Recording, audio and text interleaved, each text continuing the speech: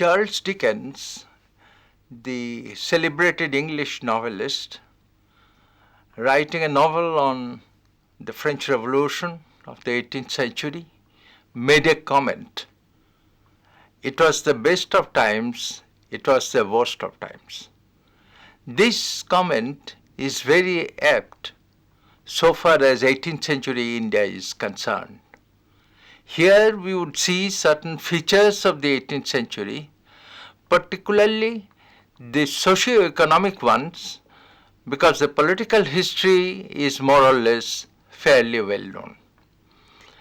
In looking at the 18th century, the Indian and European historians since 19th century had given it different terminology, had used different categories, and even in modern times, in the second half of the 20th century, the debate has not died down.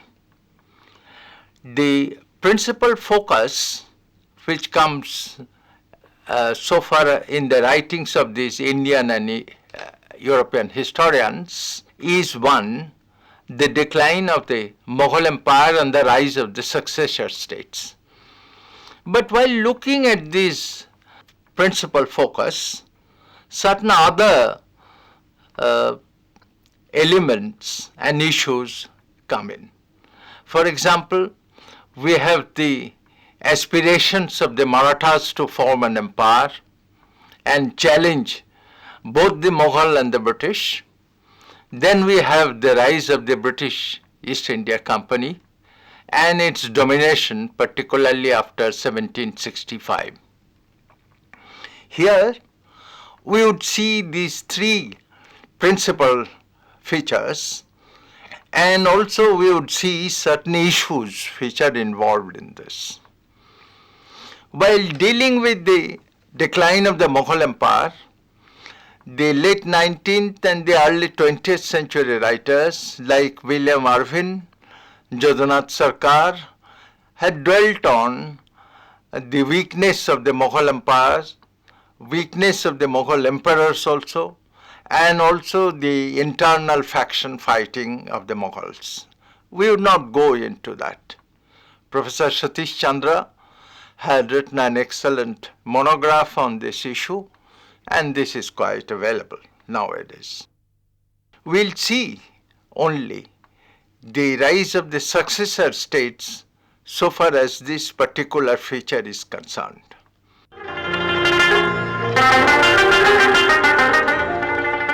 Before we go to the successor states, we see certain issues involved in it.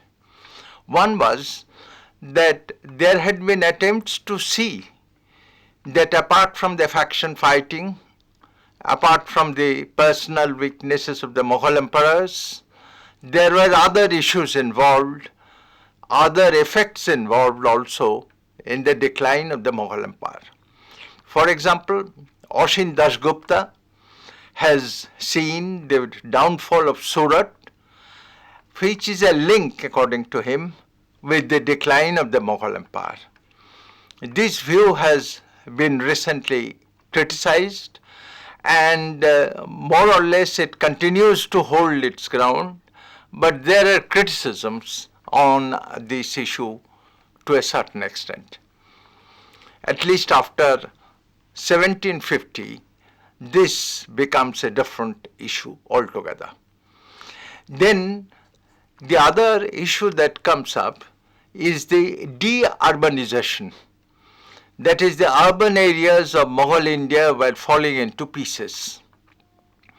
Count of Mughal, the Frenchman, came to India, particularly to North India, around 1774, and he has described in detail the devastated ruins of Agra and Delhi. The Indians also are witnesses to this kind of devastation. Mir Taqi Mir, who was in Delhi as a court poet, had gone to Faizabad, to Nawab of Awadh, in the late 18th century, and when he was asked from where he was coming, he said Delhi जो एक शहर था आलम में इंतखाब. Delhi was once a city. It was the people of the eye, and he was living there, and it has been totally ruined and devastated. So therefore, this devastation theory, the deurbanization theory, was holding good for some time. But then certain new elements are coming, new researches are coming, which show that there are problems in totally accepting this thesis.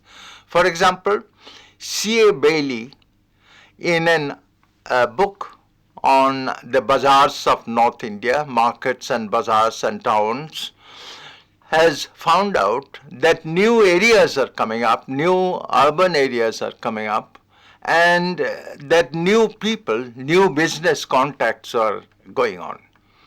Muzaffar Alam, about whom we see a little bit later also, he had shown that Awadh and Bengal were becoming prosperous in the second half of the 18th century, starting from the first half itself.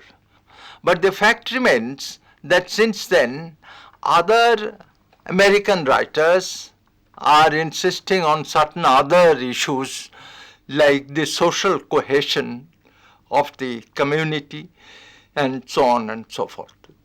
Not all of these could be entertained or even accepted, but the fact remains that these are coming out in quite large numbers.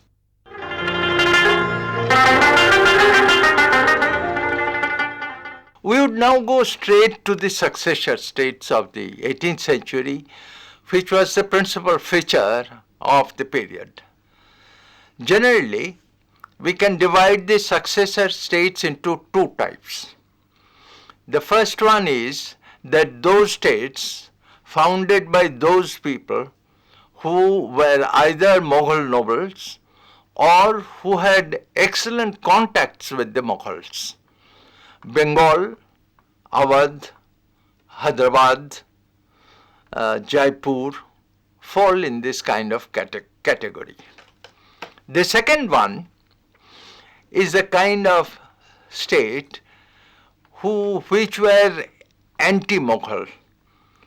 Maharashtra, Jats, Rahilas, and so on and so forth.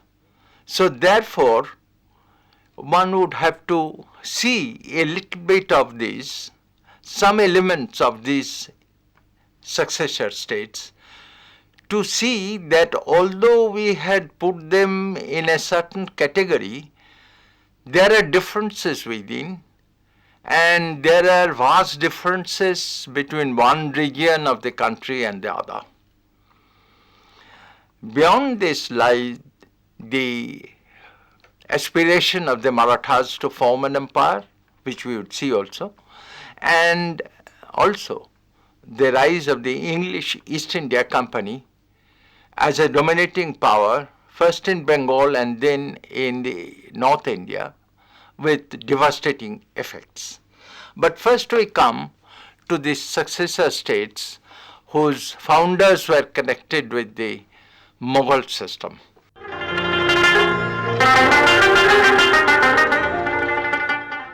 James Grant stated, and we know also from other sources, that there was a tremendous import of bullion, that is the money flying from Europe as well as from Western Asia. As a result, the prices in Bengal were rising, particularly of the coarse cloth. But the revenue was fixed, almost fixed. Between 1658, during the time of Shuja, to 1721, to Murshid Quli Khan, the revenue has not increased much. It remained at 1 crore, 10 lakh of rupees, but there were certain extra taxes which were taken, part of which were appropriated by the zamindars, who are also very happy. But this shows that there was no connection between the revenue and the prices. The revenue was slowly increasing prices were slowly increasing also, but then the revenue stopped till 1765, after which it rose tremendously, but the prices began to increase very, very slowly. One of the reasons it has been stated, and perhaps it can be criticized also, that in Bengal, the Murshid Quli Khan and his successors, they depended to a very great extent on merchants like Jagat Seth, who was exactly a Mahajan and not a merchant. It is through Jagat Seth that the revenue was being sent to Delhi, and he gradually became a very important figure, dominating the mint of Murshidabad at the same time. It has been stated that the reason why Jagat Seth was becoming important was that the Nawabs did not want to collect revenue through their normal channels, but they wanted to utilize the people like Jagat Seth, the Mahajans and the bankers, etc. This is of course found to be totally incorrect, in the sense that at least till the time of Murshid Quli Khan, there were a large number of Kanungos who used to collect revenue, or at least were responsible for the collection of revenue. So therefore in Bengal we see that there was a different kind of nexus, a connection between the Nawab and the bankers, the connection that we see in case of the anti-Mughal group Maharashtra much later, which we would see in due course. Bengal was at the same time moving towards a new kind of urbanization. It was the rise of Murshidabad. And Murshidabad was not a simple city. It has its connection with the raw material market, Kasim Bazar, the famous silk market. Now Murshidabad, according to Lord Clive, who came there in 1764, stated that Murshidabad population was greater than that of London. He was of course totally amazed when he went to see the treasury, the huge treasury of the Murshidabad Nawab, all of which vanished within another 50 years. This kind of a nexus, this kind of urbanization, and this kind of the huge accumulation of wealth could partly be seen in case of Awadh.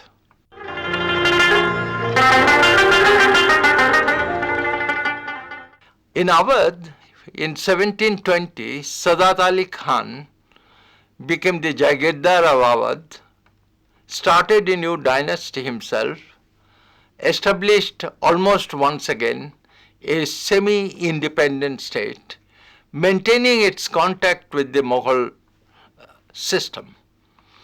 But like Bengal, Awadh also did not want any kind of transfer of Jagirs.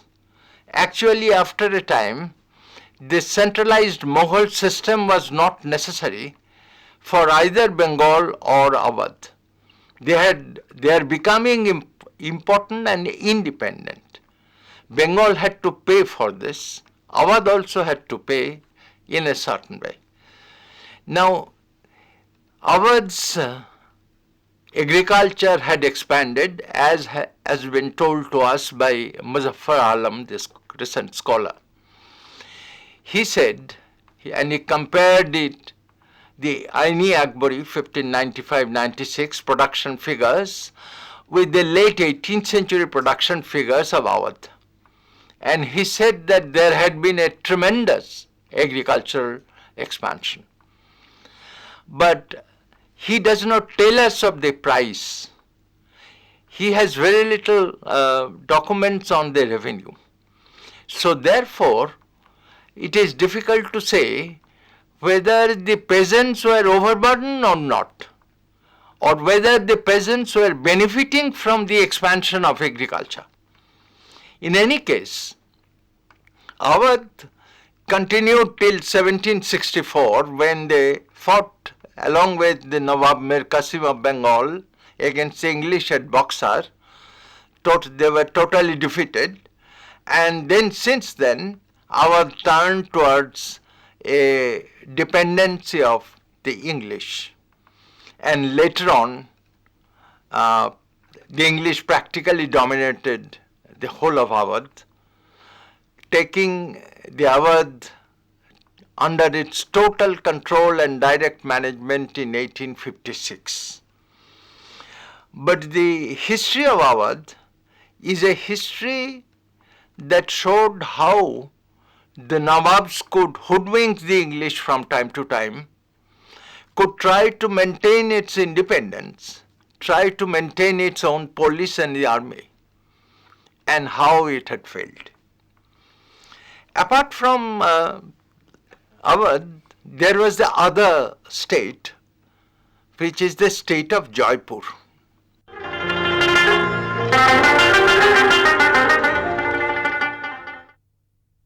Jaipur was one of the Mughal vassals, Mughal Mansabdars one might say. Man Singh became the first Mansabdar under Akbar, and since then his dynasty continued to be the Mansabdars of the Mughal Empire. But gradually from the second half of the 18th century, Jaipur dynasty began to stop payment of revenue or peshkars to the Mughal government. By that time, the situation of the Mughal emperor has become very, very difficult. It has been stated that the Mughal empire extended from Delhi to Palam, and that was the kingdom of Shah Alam. But that, whatever that may be, the things remain that Jaipur Raja was a Jamidar.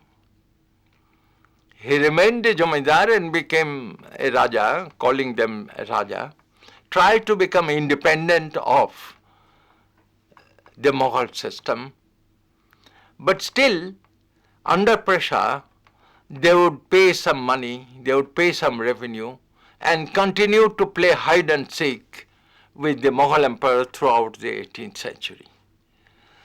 So the 18th century is a period in which the Mughal state officials founded their dynasties, founded semi-independent states, but continued to maintain some contact with the Mughals, sometimes looking for approval. Then we come to those states which were anti-Mughal.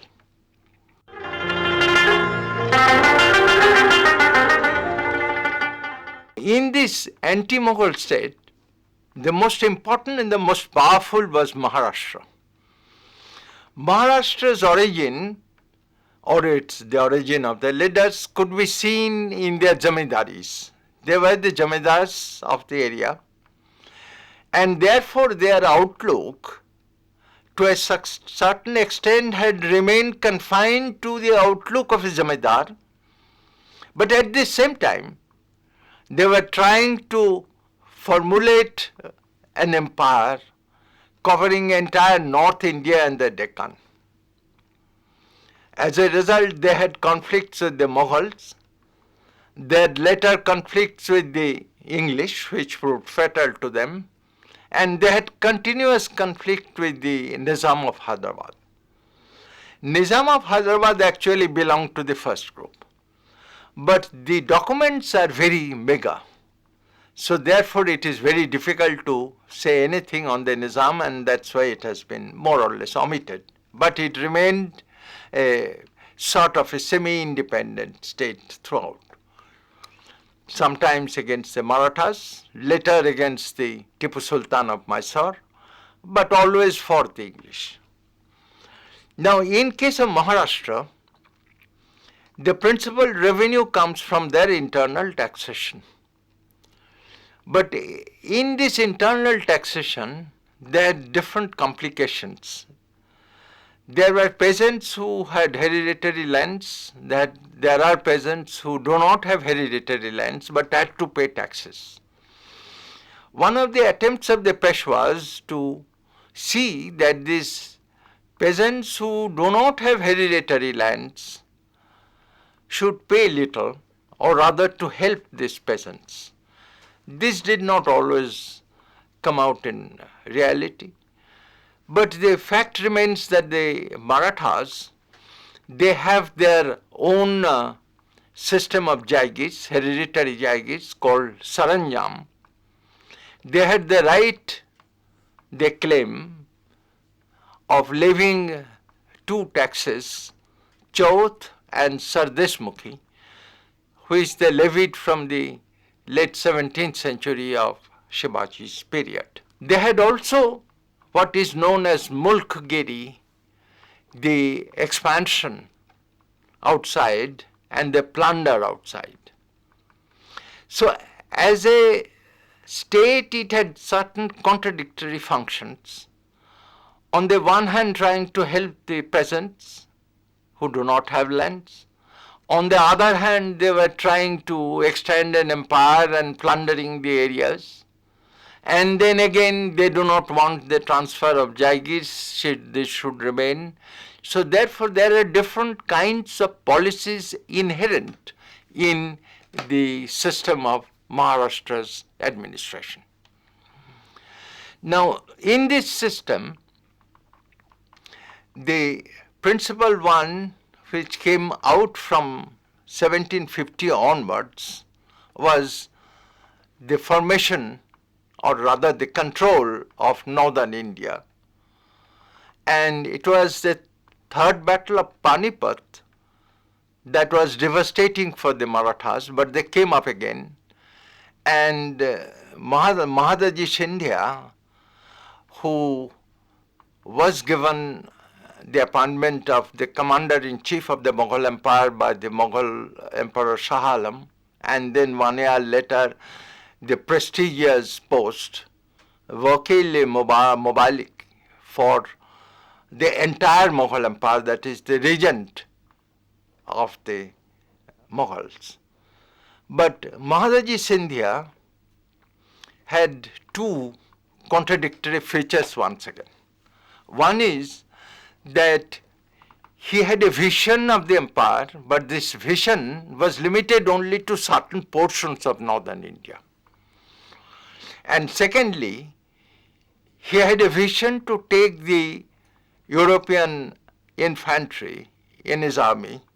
He did not train, he did not arrange to train his army into the European lines, but he took the army of Dibon, a Frenchman, and with the help of this army, he could defeat some of the other Indian powers. But this was a limited vision. The limited vision in the sense that once Dibon is gone, the English got the opportunity. And secondly, the limit of the vision of the empire created financial problems for Mahadaji Scindia. So in the Maharashtrian empire, therefore, there were two contradictory tendencies so far as finance is concerned. One is outside Maharashtra, particularly northern India, there was always a financial crisis. One would have to maintain an army, one would have to pay the army, but one would have to collect the revenue, and that is not enough. Inside the Maharashtra empire, rather near Pune, there was some kind of financial affluence in which the bankers and the Mahajans and the Sarafs, they got very prominent position. One reason was that they could always lend money, which the Peshwa could never pay, or other leaders could never pay. But this kind of contradictory financial situations plagued the Maratha Empire right from the beginning. So therefore, when the English came, particularly after the death of Tipu Sultan of Mysore in 1799, The Marathas who had supported the English in killing Tipu Sultan along with Nizam, they now found themselves confronting the English. And the English defeated them in 1804 and 1818, and the Peshwa Bajirao finally had to go and stay at Bithur under the pension of the English government. So therefore the anti-Mughal tendency of the Maratha Empire, that did not last long, because the Mughal Empire did not last long in that sense, but they lost much earlier. So therefore, as we would see in the next day, there were other members of this group, other states of this group, who were anti-Mughal in their stance, but who could not really establish their own state in the same kind or in the same form, although some of them tried to imitate the Mughal Empire. Thank you.